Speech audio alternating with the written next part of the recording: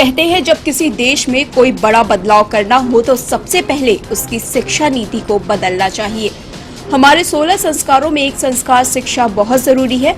शिक्षा ही तो हमें जीवन में आगे बढ़ने के अवसर प्रदान कराती है। आज नरेंद्र मोदी सरकार मानव संसाधन मंत्रालय ने नई शिक्षा नीति प्रस्तुत की है। इसमें क्या नया है? पुरानी शिक्षा व्यवस्था की कमजोरियों को क्या यह शिक्षा नीति समाधान के रास्ते पर ले जाती है? आज हम इस पर विस्तार से बात करेंगे, क्योंकि शिक्षा नीति एक ऐसी चीज है जो हमसे और आपसे मुकम्मल रूप से। दस्तक टीवी का बहुत बहुत आभार। उन्होंने एक विषय दिया बात करने के लिए, नई शिक्षा नीति। इस नई शिक्षा नीति को थोड़ा सा आसान शब्दों में जन सामान्य के लिए बताने का प्रयास करूंगा। हमारी ये जो नई शिक्षा नीति है, ये हम सभी जान रहे हैं कि 34 वर्षों बाद लागू हो सकी है। इस नई शिक्षा नीति की कुछ जो प्रमुख बातें हैं, उनको हम 3 हिस्से में अगर करके देखें तो ज़्यादा ठीक रहेगा। 3 हिस्से में जब हम करने की बात कहते हैं तो हमारी 12वीं तक की जो शिक्षा है, एक हिस्सा वहाँ तक बनता है।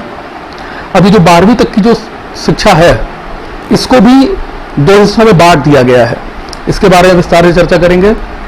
फिर कॉलेज संबंधी शिक्षा है, और फिर उसके बाद जो तीसरा हिस्सा है वो रिसर्च वाले हिस्से का है। अब जो सबसे बड़ी चीज़ है, जो सबसे शुरुआती चीज़ है, जो बेसिक शिक्षा में परिवर्तन किया गया है, हमारा जो मॉडल 10+2 हुआ करता था, उस 10+2 के मॉडल को चेंज किया गया है 5+3+3+4। वो संकल्पना 5+3+3+4 की है। इसमें आपकी बेसिक शिक्षा और पूरी माध्यमिक शिक्षा का समावेश है। इसमें जो परिवर्तन हुआ है, इसको समझें। पहले हमारी जो स्कूली शिक्षा है वो कक्षा 1 से प्रारंभ होकर कक्षा 12 तक थी। अब उसमें एक परिवर्तन किया गया है बहुत बड़ा। जो हमारा नर्सरी शिक्षा है, जो प्ले ग्रुप में बच्चे पढ़ने जाया करते थे, उसको भी अब औपचारिक शिक्षा के रूप में शामिल किया गया है। और इसीलिए जब 5+3+3+4 मॉडल की बात करते हैं तो इसमें 5 का मतलब है बच्चे के 3 साल नर्सरी के, कक्षा 1 और कक्षा 2, ये पहला हिस्सा है, पहला सेगमेंट है। दूसरा हिस्सा कक्षा 3, कक्षा 4, कक्षा 5 का है। और इसके बाद जब हम 5 को पूरा कर लेते हैं तो 5 के बाद जो अगला 3 है वो है कक्षा 6, 7, 8। और उसके बाद जो हमारा अगला 4 है वो है 9, 10, 11 और 12। इस तरह से ये फॉर्मूला बनता है 5+3+3+4। अब इसमें जो सबसे अच्छी चीज़ है, हमारा जो शिक्षा का अधिकार अधिनियम है जो 2009 में लागू हुआ, उसमें जो संकल्पना थी, उस संकल्पना का दायरा बढ़ाया गया है। अब बच्चे को 3 वर्ष की आयु से 18 वर्ष की आयु तक शिक्षा के अधिकार अधिनियम में शामिल करने की बात कही गई है, जो एक बहुत ही सकारात्मक कदम है। और ये जो 3 साल की उम्र से ही बच्चों को औपचारिक शिक्षा में शामिल कर लेने की बात कही गई है, यह भी बहुत ही अच्छा है। हर स्तर पर बच्चों को किस प्रकार की शिक्षा दी जाएगी, उसकी भी अलग अलग अवधारणाएं हैं, और उसी के अनुरूप बच्चों को शिक्षा दी जाएगी। एक और बहुत महत्वपूर्ण चीज़ जो बहुत सालों से चर्चा में रही है कि बच्चों को उनकी मातृभाषा में ही पढ़ाया जाए, तो इसे भी शिक्षा नीति में अनिवार्य किया गया है कि कक्षा 5 तक बच्चों को उनकी मातृभाषा में ही पढ़ाया जाए। इसके बाद अगर संभव हो तो कक्षा 8 तक इस चीज़ को बढ़ाया जाए। इसके साथ साथ बच्चों को जीवन कौशलों के संबंध में, स्किल्स के संबंध में परिचित कराना है। और एक खास चीज़ जो चर्चा में है, कक्षा 6 से बच्चों को व्यावसायिक शिक्षा से भी परिचित कराया जाएगा, उनके अंदर स्किल्स का विकास किया जाएगा।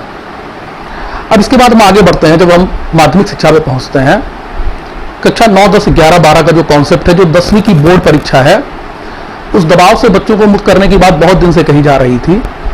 तो इस नई शिक्षा नीति में बच्चों को कक्षा 10 की बोर्ड परीक्षा से भी मुक्ति दी गई है। और एक और खास बात जो तमाम सारे शिक्षक कहते रहे हैं कि बच्चों का परपेचुअल असेसमेंट होना चाहिए। तो जो परपेचुअल असेसमेंट का कॉन्सेप्ट है, इसमें यह है कि एक परीक्षा के आधार पर बच्चों का मूल्यांकन नहीं होना चाहिए। तो इस बार से कहा गया है कि जो बोर्ड परीक्षाएं होंगी, वो बोर्ड परीक्षाएं भी 2 बार में होंगी।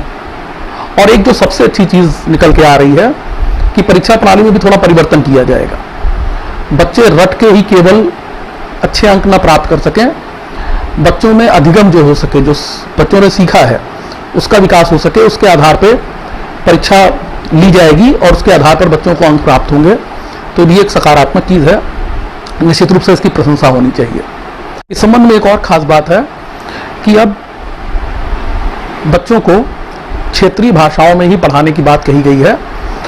ये बहुत दिन से एक जायज़ मांग थी जिसका समर्थन सभी लोग करते आ रहे थे। इसके साथ साथ बच्चों को विदेशी भाषाएं पढ़ने का भी अवसर रहेगा। एक चीज़ जानकर बड़ी प्रसन्नता हुई कि जो हमारी शिक्षा नीति का ड्राफ्ट था उसमें विदेशी भाषाओं में चीनी भाषा भी शामिल थी, परंतु अंतिम रूप से जब शिक्षा नीति पास हुई कैबिनेट के द्वारा तो उसमें से चीनी भाषा को हटाया गया। मैं व्यक्तिगत रूप से इसकी बड़ी सराहना करता हूं, क्योंकि अगर हमको किसी से मुक्त होना है तो हमको उसकी सोच से मुक्त होना पड़ेगा। और मैं इस शिक्षा समिति के जो हमारे अध्यक्ष रहे के कस्तूरी रंगन साहब, उनका बहुत धन्यवाद देना चाहूँगा कि उन्होंने मसौदे में से जो चीज़ें अनुपयुक्त लगी उनको समय रहते हटाया है। मेरी जो चिंता है इसको लेकर, वो चिंता खास रूप से ये है कि जो अंग्रेजी माध्यम में पढ़ाने वाले विद्यालय रहे हैं, सरकार किस प्रकार से उनको इस बात के लिए कन्विंस करेगी, सहमत करेगी कि वो क्षेत्रीय भाषाओं में ही बच्चों को शिक्षा दें, मातृभाषा में शिक्षा दें। इसको लेकर निश्चित रूप से मेरे मन में एक चिंता है। और मैं हमेशा से ये मानता रहा हूँ कि अंग्रेजी का ज्ञान और अंग्रेजी माध्यम में ज्ञान दो अलग चीज़ें हैं। बार बार इस शिक्षा नीति को अगर आप पढ़ें, इसके बारे में लोगों से चर्चा करें, तो एक बात सुनने में आती है कि अंग्रेजी एक विषय के रूप में ही पढ़ाई जाएगी, परंतु मेरा मानना है कि ऐसा लागू कर पाना थोड़ा कठिन होगा। और इसी कारण से एक सुपीरियरिटी और इन्फीरियरिटी का जो अंतर है वो लोगों में बना रहेगा, और लोग अभी भी सरकारी विद्यालयों से कटकर अंग्रेजी माध्यम के विद्यालयों के आकर्षण में बंधे रहेंगे। तो मेरा सरकार से एक विनम्र निवेदन है कि जहाँ तक संभव हो अंग्रेजी माध्यम में पढ़ाने की बाध्यता को समाप्त किया जाए। सरकारी और निजी स्कूलों के बीच का जो अंतर है, जिसको दूर करने की बात हम कहते रहे हैं, और इस शिक्षा नीति के मसौदे में और अंतिम रूप से जो शिक्षा नीति जारी हुई है उसमें भी इस बात को शामिल किया गया है। इसको बाध्यकारी रूप से लागू कराया जाए। जैसा कि हम सभी जानते हैं, नीति कभी भी बाध्यकारी नहीं होती है, और इसी कारण से हमारी जो शिक्षा नीति 1986 में बनी थी उसके भी बहुत सारे प्रावधानों को राज्यों ने अपनी सुविधा अनुसार माना, कुछ को नहीं माना। वो एक समस्या है और मेरी यही चिंता है। लेकिन निश्चित रूप से बच्चों में जीवन कौशलों का विकास, व्यावसायिक शिक्षा की तरफ बढ़ावा, और एक जो सबसे सकारात्मक चीज़ है, अगर आप लोग इसके बारे में जानते हो, शिक्षा संकुलों को विकसित करने की बात है। एजुकेशन कॉम्प्लेक्स, जैसे आपने देखा होगा कि एक क्षेत्र में बहुत सारे विद्यालय ऐसे हैं छोटे छोटे जहाँ पर संसाधनों की कमी है। कहीं पर खेल संबंधी संसाधन नहीं है, कहीं पर लाइब्रेरी नहीं है, कहीं पर बाकी सुविधाएं नहीं हैं। तो शिक्षा संकुल के रूप में कॉन्सेप्ट ये है कि एक निश्चित दायरे में आने वाले जो भी स्कूल हैं उनकी जो सुविधाएं हैं उनका इस्तेमाल उस परिधि में आने वाले सारे विद्यालयों को हो सकेगा। तो बहुत सारे शिक्षाविद इसका विरोध भी कर रहे हैं, उनको ये चीज़ अनुपयुक्त लग रही है, लेकिन मैं बहुत आशावादी हूँ और इस चीज़ को अच्छा मानता हूँ कि एक परिधि में आने वाले जितने स्कूल हैं वहाँ पर जो सुविधाएं नहीं भी हैं उन सुविधाओं का वो उपयोग कर सकेंगे और निश्चित रूप से बच्चों का सर्वांगीण विकास हो सकेगा। ये शिक्षा नीति इस मामले में बहुत सारी उम्मीदें जगाती है। इसके बाद हम आते हैं दूसरे हिस्से पे, जो हमारा दूसरा हिस्सा है, जो हमारी महाविद्यालय और विश्वविद्यालय शिक्षा से जुड़ा हुआ है। उसमें भी कई सारे परिवर्तन किए हैं। इस शिक्षा नीति में हमारे दो उद्देश्य हैं कि हम मुख्य रूप से स्कूली शिक्षा में 100% बच्चों को जोड़ सकें और महाविद्यालय विश्वविद्यालय शिक्षा में कम से कम 50% बच्चों का प्रतिभाग सुनिश्चित कर सकें। 2030 तक इस तरह की संकल्पना है। इस क्रम में एक बड़ा सराहनीय प्रयास किया गया कि जो बच्चे ग्रेजुएशन के लिए प्रवेश लेते हैं, कई बार अलग अलग कारणों से वो बीच में अपनी पढ़ाई छोड़ देते हैं। इस कारण उनकी पढ़ाई का कोई मतलब नहीं रह जाता है। लेकिन इस बार जो ग्रेजुएशन प्रोग्राम बनाया गया है उसको दो रूपों में बांटा गया है, 3 वर्षीय और 4 वर्षीय। अगर कोई बच्चा 1 वर्ष के बाद भी अपनी पढ़ाई छोड़ देता है तो उसे सर्टिफिकेट की डिग्री मिलेगी। अगर 2 वर्ष बाद किसी वजह से पढ़ाई छोड़ देता है तो उसे डिप्लोमा की डिग्री मिलेगी, डिप्लोमा माना जाएगा वो। और अगर 3 साल की पढ़ाई सफलतापूर्वक पूरी कर लेता है तो वो डिग्री कोर्स के लिए अर्ह हो जाएगा। ये मान लिया जाएगा उसने डिग्री पूरी कर ली है। तो ये भी इस दृष्टि से अच्छा है। एक और चीज़, एक 4 साल का भी डिग्री प्रोग्राम है जिसमें चौथा वर्ष उन बच्चों के लिए है जो आगे चलकर परास्नातक करना चाहते हैं, पोस्ट ग्रेजुएट करना चाहते हैं। परास्नातक कोर्स की भी समय अवधि 1 वर्ष घटा दी गई है, मतलब परास्नातक कोर्स 1 ही वर्ष का रहेगा। इसको और सरल करूं तो जिन बच्चों को केवल ग्रेजुएशन तक पढ़ाई करनी है वो 3 साल का ग्रेजुएट कोर्स करें, जिनको आगे पोस्ट ग्रेजुएट करना है वो 4 साल का ग्रेजुएट कोर्स करें और आगे चलकर 1 साल का पोस्ट ग्रेजुएट कोर्स करें। और एक जो सबसे अच्छी चीज़ हुई है, जो बच्चे उच्च शिक्षा में अध्यापन वगैरह के लिए चलना चाहते थे, आगे बढ़ना चाहते थे, उनको पीएचडी करने के लिए बीच में एमफिल करना पड़ता था। तो सरकार ने एक बहुत अच्छा काम किया है कि एमफिल की बाध्यता को समाप्त कर दिया। एमफिल पूरी तरीके से समाप्त हो गई है, पर स्नातक के बाद बच्चे आराम से पीएचडी कर सकते हैं। तो जैसा कि मैंने आपको बताया कि जो छात्र उच्च शिक्षा में जाना चाहते हैं और शिक्षक बनना चाहते हैं उनको पीएचडी करनी पड़ती है, तो उसके लिए भी परिवर्तन किया गया है कि अब उनको परास्नातक के बाद एमफिल करने की कोई अनिवार्यता नहीं है, वो सीधे परास्नातक के बाद पीएचडी कर सकते हैं। एक और खास चीज़ हुई है कि हम अपने यहाँ पर जो शिक्षक रखते हैं, शिक्षकों के चयन की प्रक्रिया को और पारदर्शी बनाया जाएगा।